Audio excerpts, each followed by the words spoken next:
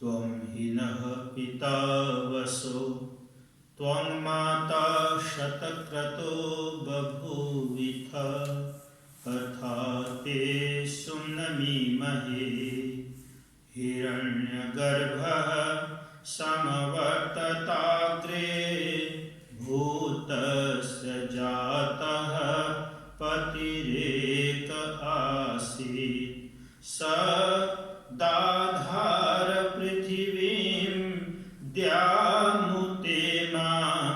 तस्मै देवाय हविषा विधेम। ओम ओम ओम। भाइयों बहनों, आज मैं आप सबकी सेवा में दिवाली महापर्व की महिमा और उसके बारे में थोड़ा विचार प्रस्तुत करता हूँ। सबसे पहला सवाल है, प्रश्न उठता है, ये दिवाली क्या है? दिवाली शब्द से हमें स्पष्ट हो रहा है दीवों की अवली पंक्ति। दिया जो है पंक्तिबद्ध होकर के जलता है तो अपने आप में एक बहुत ही मनोरंजक और तेजोमय प्रभाव हमारे मन मस्तिष्क में डालता है। वस्तुतः यह जो है, इसका प्रारंभ कहाँ से हुआ? ये कब से दिवाली है? दूसरा सवाल है, ये दिवाली कब से मनाई जाती है? तो इसके लिए मैं कहना चाहूँगा, यह कार्तिक अमावस की गहरी रात मानी जाती है, सबसे भयंकर रात मानी जाती है। इसके लिए एक संस्कृत साहित्य मृच्छकटिक नाम से प्रसिद्ध है। उसके शूद्रक नाम के कवि जिन्होंने मृच्छकटिक साहित्य को लिखा, उन्होंने एक बहुत अच्छा चित्रण किया। बोला, लिम्पति इव तमो अंगानि वर्षति वाञ्जनं नभः असत्पुरुष सेवेन दृष्टिर्विफलतां गता। अर्थात अंधेरा अंगों पर मानव पुत सा गया है, आकाश अंजन सा बरसा रहा है। जैसे अंजन पुरुष की सेवा व्यर्थ जाती है, वैसे ही दृष्टि भी मानो विफल हो गई है। ऐसी अंधियारी को दूर करने वाली और नई फसलों वाली अमावस्या में जो यज्ञ किया जाता है, जो अग्निहोत्र किया जाता है, ये एक परंपरा से आई। तो इस धरती पर जब से अन्न पैदा होना शुरू हुआ और किसानों ने अन्न की प्राप्ति पर खुशहाली मनाई और उस खुशहाली में उसको यज्ञ के द्वारा समारोह, अग्निहोत्र के द्वारा समारोह किया, क्योंकि वैदिक संस्कृति का मूल स्रोत अग्निहोत्र है। जब भी कोई खुशहाली मनानी होती है तो हम अग्निहोत्र से प्रारंभ करते हैं। इसीलिए सब जगह, चाहे वो मनुस्मृति हो, चाहे कोई श्रौत, स्मार्त, गोविंद गृहसूत्र, पारस्कर गृहसूत्र, आपस्तंभ गृहसूत्र, ये जितने भी हमारे जो इन सब संस्कार और त्योहारों के बारे में विशेष ज्ञान देने वाले ग्रंथ हैं, वहाँ पर यही बताया कि यह जो है नव षष्ठी पर्व है। सस्यांते नवसस्यष्ट्वा तथर्त्वन्तु द्विजद्वरहि। जब हमारे घर में, हमारे खेतों में, है ना, अन्न आता है तो नए अन्न के स्वागत में इष्टि यज्ञ हम करते हैं। और फिर इस कार्तिक अमावस्या के गहरी रात को यज्ञ की अग्नि से प्रकाशित करके, और चूंकि आगे आने वाला समय सर्दी, भयंकर सर्दी आती है, तो उससे भी लड़ने की ताकत अपने मन में बटोरते हैं। तो यह दिवाली का प्रारंभ है। अब तीसरा सवाल है कि यह इतना जो बढ़िया पर्व है, जिससे जो हमें प्रेरणा देती है आत्मिक बल और ज्ञान और तेज की ओर आगे बढ़ने का, उसको हम समाज में जुआ खेल करके और उल्लूक वाहन आदि का षोडशोपचार आदि पूजा करके, और ऐसे क्रम में हम अपने दरवाजे को सारी रात खोल देते हैं कि लक्ष्मी आएगी। ये अज्ञानता में हम अपने आप को ढाल करके हम अपने न केवल ज्ञान को बुझा रहे हैं, बल्कि अपना धन और अपने और भी बहुत कुछ जीवन का नुकसान कर रहे हैं। कई बार देखा गया है जुआ खेलते खेलते परिवार नष्ट हो जाता है। महाभारत में आपने देख लिया जुआ खेलते हुए कितना अनिष्ट हुआ है। और इसी तरह से घर के दरवाजे खोल देते हैं, सारी रात इंतजार करते लक्ष्मी आएगी। मैं कहता हूँ लक्ष्मी तो आती नहीं, वो लक्ष्मा आता है और वो घर साफ करके चला जाता है। बस आप हाथ मलते रहते, दूसरे दिन अखबारों में और सब जगह कहानियाँ सुनते हैं। पुलिस के पास जाते हैं, ये हो गया, रोते गाते हैं। तो भाई अज्ञानता में क्यों जियो? आओ इस दिवाली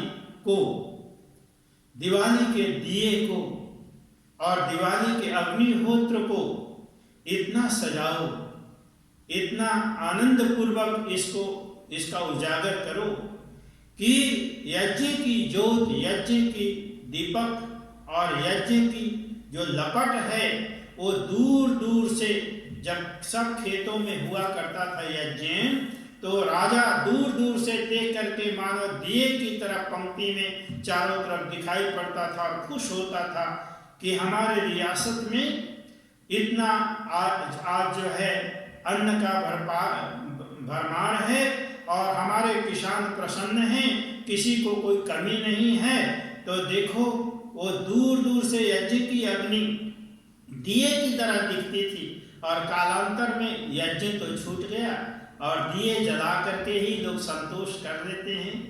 चलो कुछ तो परंपरा का वाहन करते हैं, लेकिन मूल रूप से अग्निहोत्र को कभी अपने जीवन में मत छोड़िए। तो आइए, अक्षय माँ दिव्य अथर्ववेद में कहा जुआ मत खेलो, इससे जीवन की बर्बादी होती है। और अब मैं ये बताना चाहूँगा कि हमारे हिंदू और आर्य परंपरा में दिवाली क्यों महत्वपूर्ण और ज़्यादा किन किन घटनाओं की वजह से हो गया है। तो इसमें मैं संक्षिप्त में एक बात बताऊंगा कि ये कुछ उपनिषद काल में कठोपनिषद की ओर आपको ले चलता हूँ। कठोपनिषद में नचिकेता को आचार्य यम ने पूरा ज्ञान विज्ञान सिखा करके इसी कार्तिक अमावस्या को सायंकाल को विदा किया था। और जब नचिकेता अपने पिता के पास आया था विद्वान बन करके, तो वाजस्रवा ऋषि राजा थे अपने उस समय के, वो अपने घर में खूब यज्ञ अग्निहोत्र और पूरा सेलिब्रेशन दीप उत्सव मनाया। और वहीं से ज्ञान, क्योंकि ज्ञानी बन करके आए थे, तो ज्ञान का प्रकाश बढ़ा। तो उपनिषद काल के ज्ञान के प्रकाश को बढ़ाने के लिए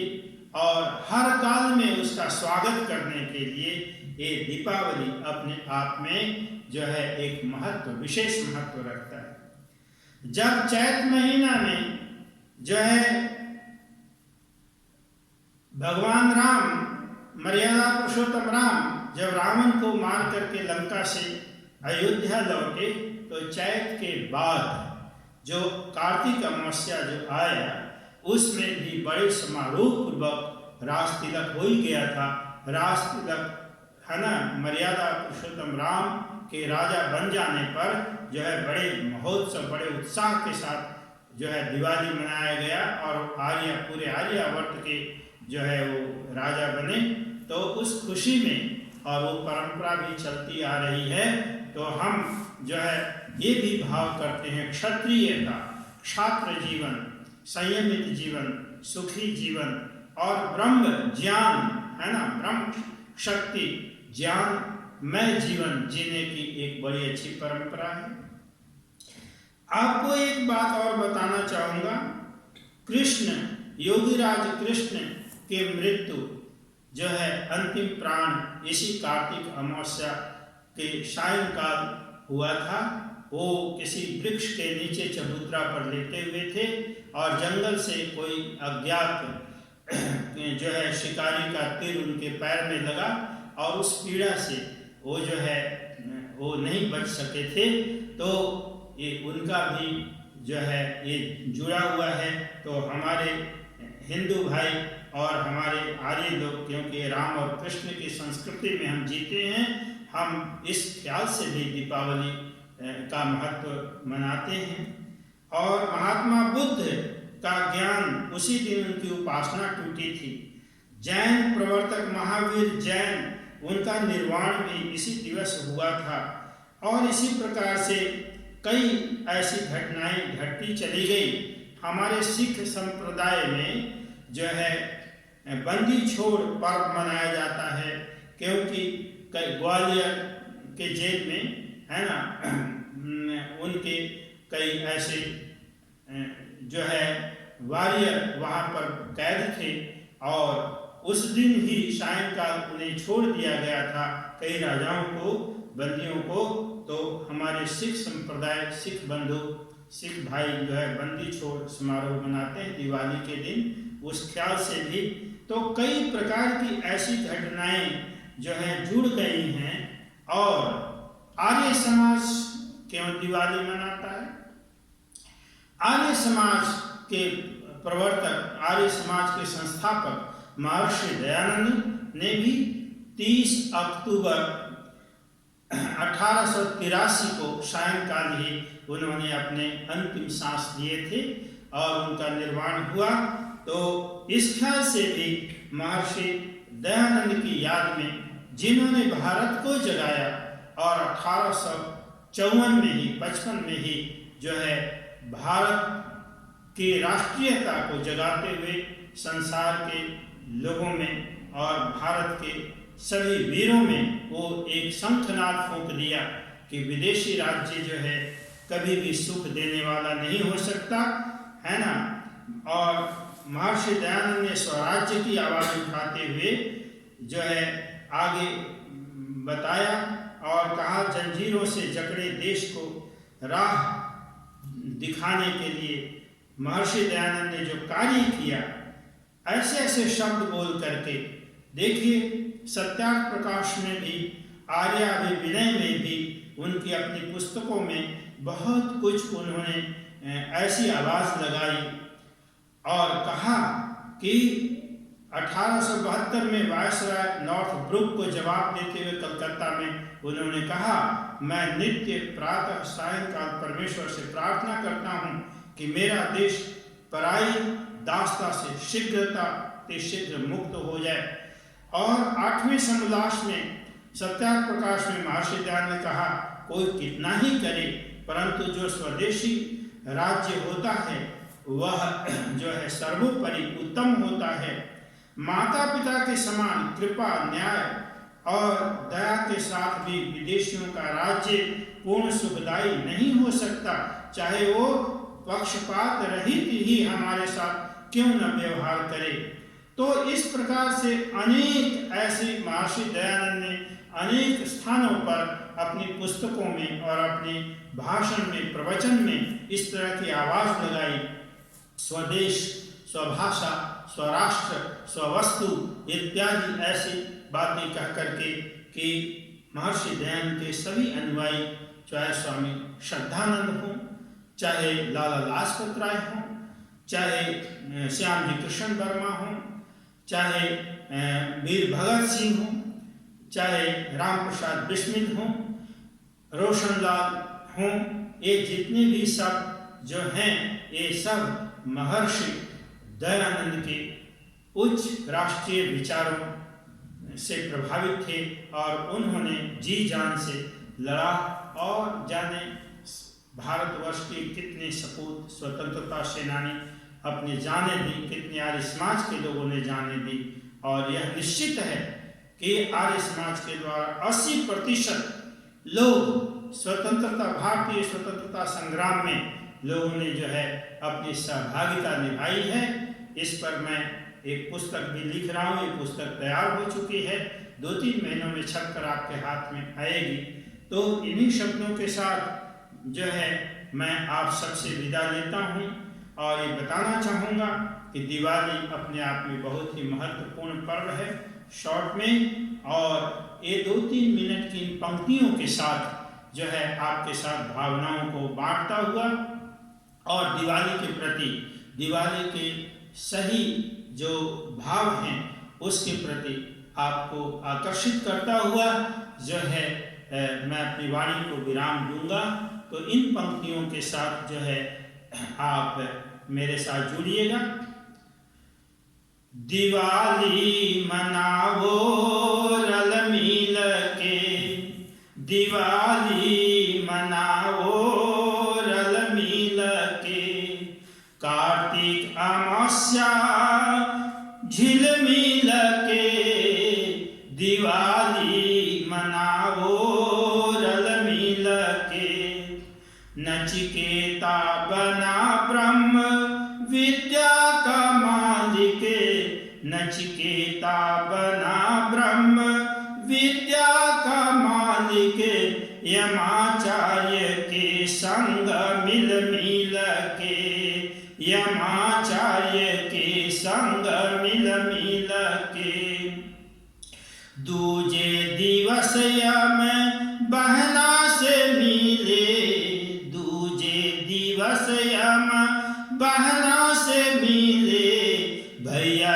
दूज मनाओ हंस मिल के, भैया दूज मनाओ हंस मिल के, दिवाली मनाओ रल मिल के, दिवाली मनाओ रल मिल के।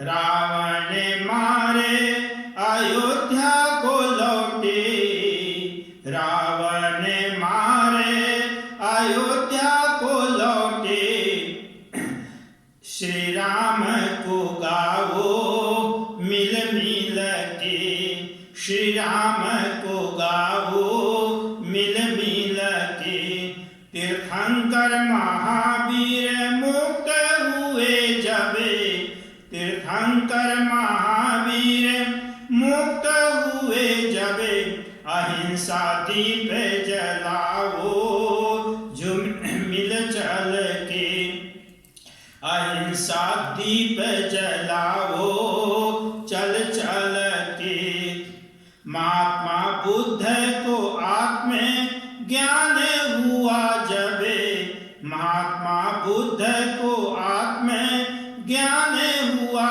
जबे, ज्ञान दीप जलाओ झुम झुम के, ज्ञान दीपक जलाओ झुम झुम के।